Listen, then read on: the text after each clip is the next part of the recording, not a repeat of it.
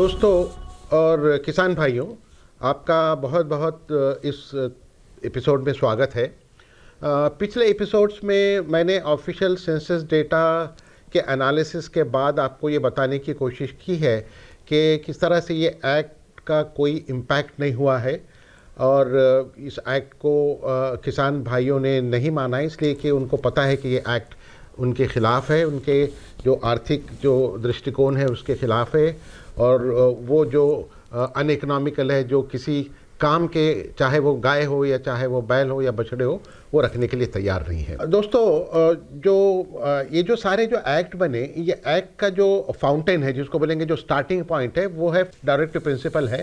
वो directive principle जो बनाया गया था उसमें ये कहा गया था कि जो बैन हम कर रहे हैं स्लॉटर पर, उसका जो दूसरा जो पार्ट था वो ये था कि बैन जब करेंगे तो जेनेटिक इम्प्रूवमेंट होगा, कैटल की प्रोडक्टिविटी बढ़ेगी, कैटल की फर्टिलिटी बढ़ेगी। तो अब हम ये देखेंगे कि क्या सचमुच ये जो दूसरा जो उसका जो पार्ट था, जो अब जो वजह थी इस पर्टिकुलर एक्ट को लाने की, वो हम लोगों ने हासिल किया है या नहीं किया है। आप देखिए फर्टिलिटी का डेटा यहाँ पर मैं बता रहा हूँ आपको, 1907 से लेके 2019 का हंड्रेड्स ऑफ करोड़ के जो पैसा है वो डिपार्टमेंट में लग रहा है, इतने सारे डॉक्टर्स हैं। अब देखिए क्या फर्टिलिटी का क्या हाल है कि फर्टिलिटी जस्ट 22 साल में फर्टिलिटी पे सिर्फ 4% का फर्क पड़ा है। जो फर्टिलिटी इंप्रूवमेंट हुई है 38% से लेके सिर्फ 42% तक हुई है। और ग्लोबल स्टैंडर्ड फर्टिलिटी का ये है कि जब तक आपके पास 60 to 65% एनिमल्स मिल्किंग में नहीं रहेंगे, आप कभी भी प्रॉफिट नहीं कर सकते। तो बजाय इसके कि ये फोकस ये करे कि इनकी फर्टिलिटी बढ़े, नंबर ऑफ प्रेगनेंसीज बढ़े और इनकी जो है तो मिल्किंग जो एनिमल्स है वो बढ़े, ड्राई एनिमल्स के जो है वो कम हो, वो करने के बजाय कुछ और चल रहा है। देखिए जो एक्ट है, वो एक्ट के अंदर जो दूसरा ऑब्जेक्टिव वो भी नहीं मिला है कि जो फर्टिलिटी बढ़नी चाहिए जिससे प्रॉफिट फार्मर्स का बढ़े, वो भी नहीं हुआ है। अब आपको सबसे मज़ेदार में जो बात है वो आपको बता रहा हूँ, बड़ी इंटरेस्टिंग चीज़ है। तो मैंने क्या किया हूँ कि जैसे बताया कि मैंने सारे स्टेट का जो डेटा है वो डेटा मैंने एनालाइज किया हूँ। अब आपको पता है कि कुछ भारत में ऐसे भी स्टेट है कि जहाँ पर कोई बैन नहीं है। जैसे वेस्ट बंगाल ले लीजिए आप, नॉर्थ ईस्ट है, कोई बैन नहीं है, वहाँ पर फार्मर को खुली छूट है। अगर इनका ये अजम्पशन कि अगर हम बैन नहीं करेंगे तो गाय के नंबर्स कम हो जाएंगे, काफ के नंबर कम हो जाएंगे, हाहाकार मचेगा, रूरल इकोनॉमी पे इफेक्ट पड़ेगा, रूरल डेवलपमेंट नहीं होगा। अब आप वेस्ट बंगाल का डेटा देखिए कंपैरिजन में, जबकि ऐसे सारे स्टेट जहाँ पर टोटल बैन है वहाँ पर कैटल का जो पॉपुलेशन का जो ग्रोथ है निगेटिव में। कर्नाटक का कैटल का ग्रोथ जैसे मैंने आपको बताया निगेटिव में है, वेस्ट बंगाल का ग्रोथ पॉजिटिव है। कैसे हो गया? अगर आपका अजम्पशन ये करेक्ट था कि भी अगर बैन नहीं करेंगे तो वेस्ट बंगाल का जो पॉपुलेशन है, जो आसाम का जो पॉपुलेशन है, वो आसाम का पॉपुलेशन कम होना चाहिए था। कैसे बढ़ा? सारे के सारे जो मैंने आपको स्क्रीन पे जो टेबल है उसमें मैं बता रहा हूँ, क्योंकि जो सारे जो पैरामीटर्स है ग्रोथ के जो गिनते हैं 1997 से 2019 तक का और 2012 to 2019 तक का दोनों का पैरामीटर मैंने आपको बताया। मेल का जो पॉपुलेशन है वो पूरे भारत में कम हो रहा है, हर स्टेट में कम हो रहा है, लेकिन सबसे कम जो कम हो रहा है वो हो रहा है वेस्ट बंगाल में। सबसे ज़्यादा कहाँ हो रहा है? कम जहाँ पर बैन है कि आप मेल कैटल को आप स्लॉटर नहीं कर सकते, वहाँ पर सबसे ज़्यादा जो मेल का जो पॉपुलेशन है, जो बैल का पॉपुलेशन वहाँ पर कम हो रहा है। तो ये जो बेसिक अजम्पशन है, ये जो डेटा कंपैरेटिव डेटा बता रहा है कि आप बेसिक अजम्पशन ही आपका गलत था। अब अगर देखेंगे कि मैंने इसको ये भी किया कि भी ये जो लीगली जब बैल को जब बेचेंगे, लीगली जब गाय को अगर बेचेंगे तो कितना इनकम हो रहा है।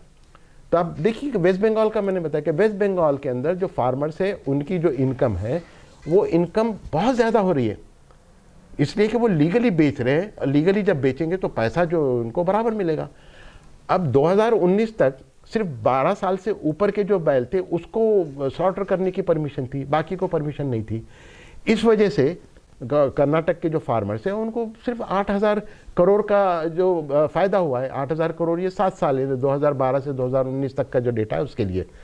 अब जब ये 2020 का अमेंडमेंट जब लागू हो जाएगा तो सारा का सारा टोटल बैन हो जाएगा। तो ये जो फार्मर को जो 2012 से 2019 के दरमियान जो 8,000 करोड़ का जो इनकम जो हुई थी 12 साल से ऊपर के जो बैल बेचने की, कोई भी कम हो जाएगी तो उनकी तो इनकम जीरो हो जाएगी। 8,000 करोड़ से आप 12 से डिवाइड कर लीजिए, उतना उनको फ़ायदा हुआ है। जबकि वेस्ट बंगाल और बाकी के सारे स्टेट जहाँ पर कोई बैन नहीं है वहाँ पर उनको मिनिमम 10,000 करोड़ का ज़्यादा इनकम फार्मर्स की हो रही है। ये डेटा क्लियरली ये डेटा बना है। और वो सारे के सारे स्टेट जहाँ पर टोटल बैन है या पार्शियल बैन है, वहाँ पर फार्मर्स की इनकम कम हो रही है। नहीं होगी इसलिए कि आप इलीगली अगर बेचेंगे तो फ़ायदा नुकसान किसका होने वाला, फार्मर का होने वाला है। तो ये बात किसानों ने समझनी चाहिए कि ये जो एक्ट है ये उनके इंटरेस्ट के ख़िलाफ़ है, कि ये जो एक्ट है ये हमारे इंटरेस्ट, इकोनॉमिक इंटरेस्ट के भी ख़िलाफ़ है और एक जनरल जस्टिस के भी ख़िलाफ़ है कि भाई आप कैसे किसी को भी आप फोर्स कर सकते हो कि ये गाय दूध भी नहीं दे रही तो तुमको रखना पड़ेगा, ये बैल किसी काम का भी नहीं है तो तुमको रखना पड़ेगा। ये किस बिजनेस में ऐसा होता है कि मेरा अगर बिजनेस नुकसान से भी चल रहा है तो गवर्नमेंट आकर ये तो मुझे ये बताए कि नहीं आपका बिजनेस नुकसान में भी है तो आपको करना ही पड़ेगा। कोई रूल नहीं, गवर्नमेंट नहीं कर सकती ऐसा।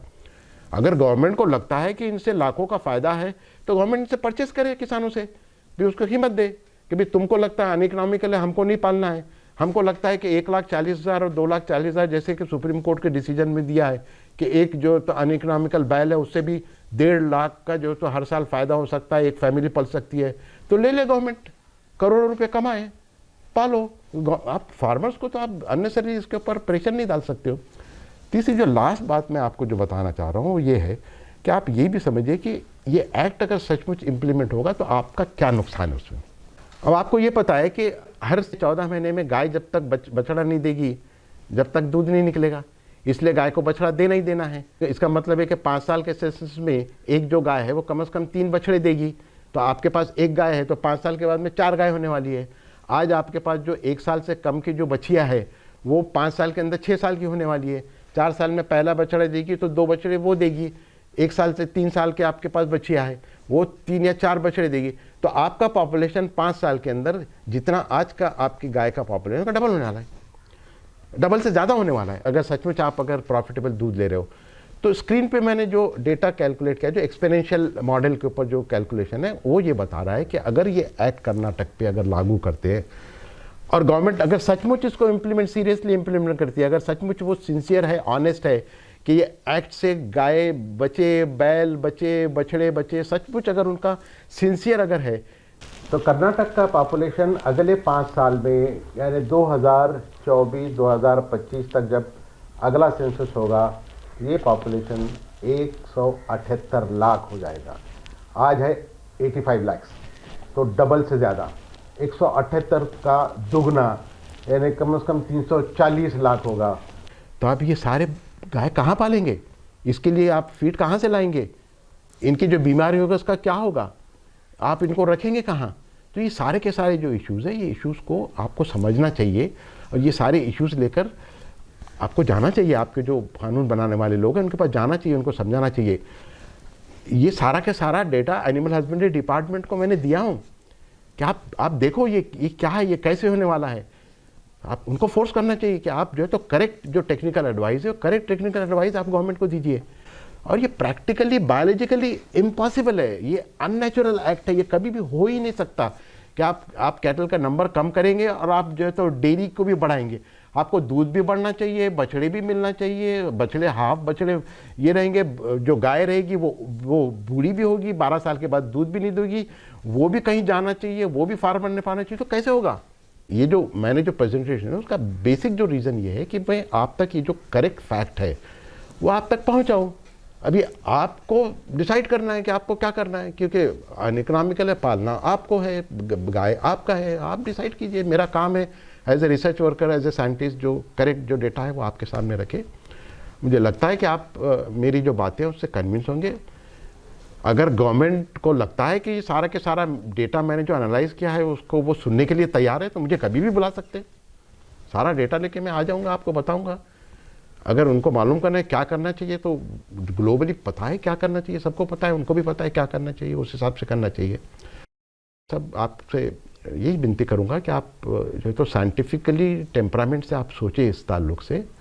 और ये इकोनॉमिक का इशू है और आप लोग जो किसान जो काम कर रहे हैं वो बिल्कुल इकोनॉमिक कंपल्शंस के हिसाब से काम कर रहे हैं। लेकिन इतना ही है कि आप जो छाटनी जो कर रहे हो वो एक्ट के हिसाब से इलीगल है, तो आप उसको लीगल बनाइए तो ताकि आपको उसकी लीगल प्राइस और लीगल कास्ट मिले। बहुत बहुत धन्यवाद।